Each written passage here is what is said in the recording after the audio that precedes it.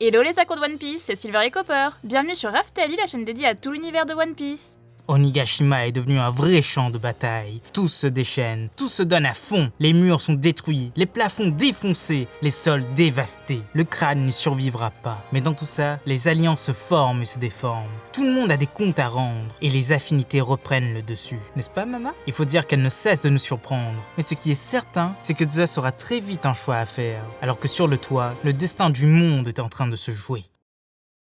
Mais avant de commencer cette folle analyse, petit rituel. La chaîne secondaire vient de voir le jour, et pour l'instant, il n'y a rien dessus. Le lien est dans la description, mais c'est aussi le premier commentaire de cette vidéo. Vous allez voir, le design change un peu. Et là-dessus, on va faire des tests, mais vraiment beaucoup de tests. Et ne vous attendez pas à des vidéos super travaillées comme celle-ci. Ce sera sans doute pour plus tard. Mais jetez-y un coup d'œil de temps à autre. Et en attendant, jeune pirate sans drapeau, rejoins-nous dans cette folle aventure. C'est aussi simple qu'un abonnement pour toi, et nous, ça nous aide énormément. Mais place à la vidéo. Allez, c'est parti!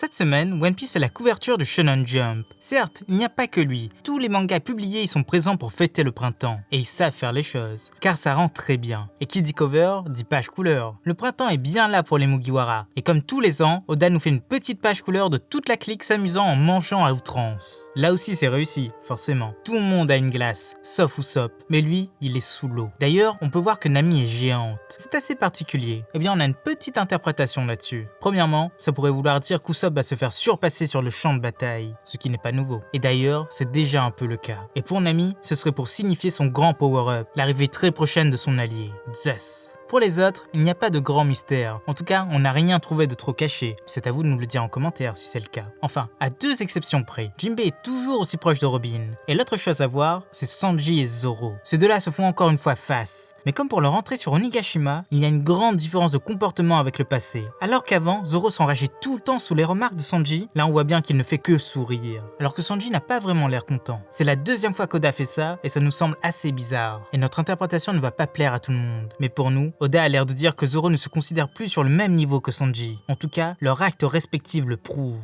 Mais dans notre fort intérieur, on espère toujours que Sanji fera de très grandes choses très bientôt. Après tout, il n'a pas encore eu son grand combat.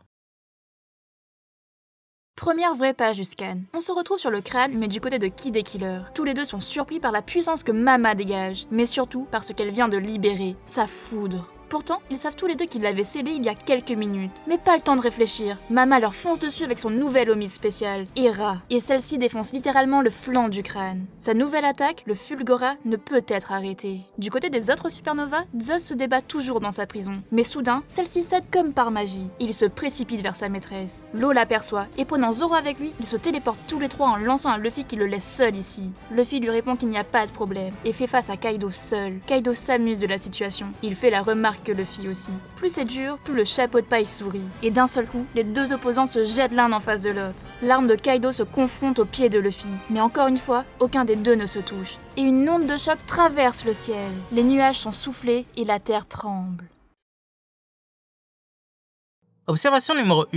Il y a bien trop de scènes mémorables dans cette première partie du scan. Et pourtant, il faut bien commencer quelque part. On va commencer par Big Mom. Elle a créé un nouvel Omi surpuissant, Hera. Et celle-ci possède un éclair plus dévastateur que celui de Zeus. C'est normal, car elle est elle-même la foudre. Elle a fracturé le crâne alors que les précédents coups de Mama ne lui avaient rien fait. Si c'était ça l'idée de Prométhée, c'est une très bonne idée. Observation numéro 2. Hera, ce n'est pas anodin. C'est la femme de Zeus dans la mythologie grecque. Hélas, ça n'a pas tellement de sens de l'appeler comme ça. C'est un raccourci bien trop simple et rapide. Car Hera a beau être la femme de Zeus, elle ne maîtrise pas sa foudre. Elle ne l'a même sans doute jamais touchée. Argès, Brontès ou Stéropès auraient été bien plus logiques. Car ce sont les noms des trois cyclopes qui ont forgé cette arme. Hypothèse numéro 1. Ça semble couler de source, mais on pense que cet Omise est l'un des Omis spéciales. Ceux qui contiennent une partie de l'âme de Mama elle-même. Rappelez-vous, ils sont assez rares mine de rien. Actuellement, on n'en connaît que 3. Napoléon, Prométhée et Zeus. La question qui vient à l'esprit, c'est pourquoi Mama n'en a jamais créé plus. Pourquoi elle se contente d'avoir les mêmes depuis des années alors qu'elle pourrait en avoir une armée surpuissante?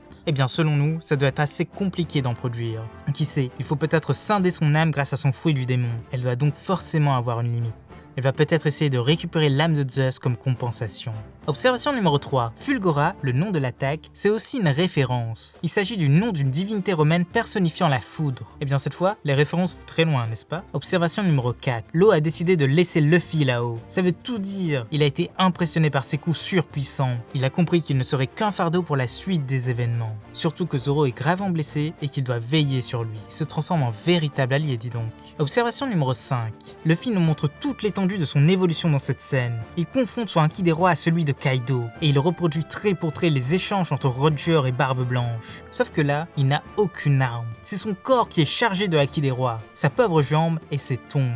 Ça montre qu'il est de plus en plus badass celui-là. Surtout que ses coups qui ne se touchent pas, c'est son apothéose.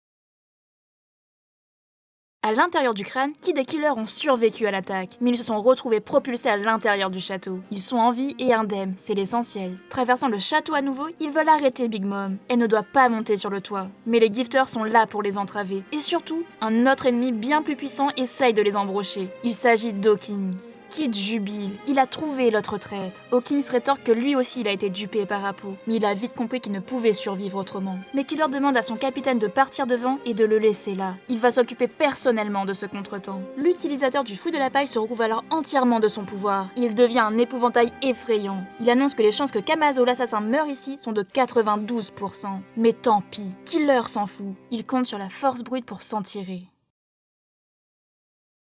Observation numéro 6. La vengeance gronde. Ces deux acolytes ont souffert longtemps de traîtrises successives. Et maintenant, ils ont enfin l'occasion de tous les punir. Et Killer va le faire. Observation numéro 7. Hawkins s'est déplacé jusqu'ici, ce que ses cartes lui étaient favorables. Et d'ailleurs, il n'a pas encore trouvé son but. Rappelez-vous, il avait interrogé ses cartes sur une certaine personne. On ne sait pas qui, mais il avait vu que les chances de survie de celle-ci étaient de 1%. Ce n'est donc pas Killer. Hypothèse numéro 1. On pense que cette personne, c'est Luffy. Il est à la recherche de celui-ci. Il veut voir de ses yeux la fin de ce supernova. Mais qui sait, peut-être a-t-il déjà prévu tous les événements qui arrivent.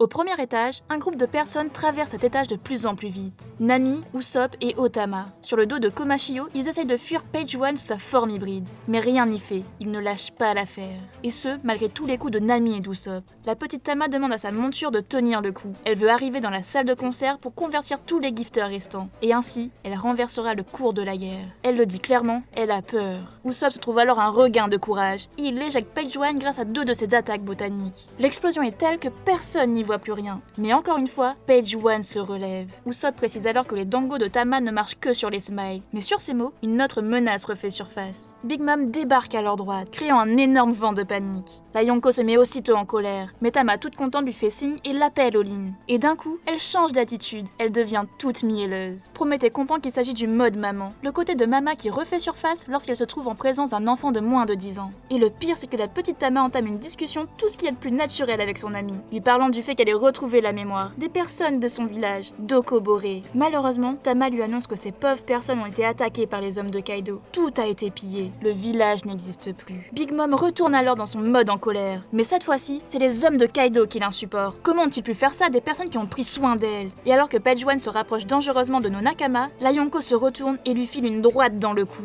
Et elle ajoute ces mots. Même dans le monde de la piraterie, la morale, ça existe. Le choc s'est fait à distance et Page One se retrouve hors d'état de nuire, complètement enfoncé dans le sol. Les gifters sont choqués. Kid entend le brouhaha et retourne sur ses pas. Zeus a retrouvé Mama. Ulti est traumatisé par la scène et c'est la fin du scan. Elle était pas mal cette fin, rien à voir avec le scan précédent, mais elle avait quand même son lot de surprises, n'est-ce pas? Premièrement, la petite Tama, c'est elle qui fait tout dans cet arc. Elle convertit les ennemis, sauve Usopp et Nami, et maintenant elle prend Big Mom par les sentiments, réveille son instinct maternel et la pousse à utiliser son Haki des rois. Mais forcément, quelques petits détails nous chagrinent ici. Observation numéro 9. Big Mom utilise le Haki des rois offensif. On le voit bien, mais le pire, c'est que c'est la première fois qu'elle le fait. Elle ne l'a pas sorti à la Tea Party, elle ne l'a pas sorti contre les Mugiwara en fuite, pas face aux supernova, et là, pouf, comme par magie, sur le pauvre Page One.